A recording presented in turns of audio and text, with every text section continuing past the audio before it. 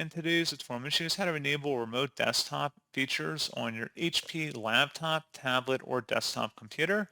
So this should hopefully be a pretty straightforward process, guys. And without further ado, let's go ahead and jump straight into it.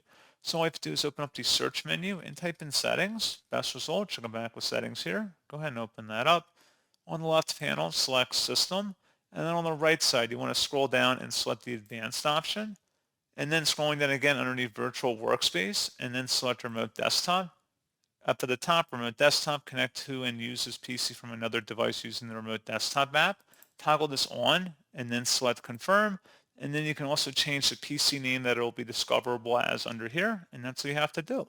So pretty straightforward process, guys. And as always, thank you for watching. I do hope that was able to help you out. And I do look forward to catching you all in the next tutorial. Goodbye.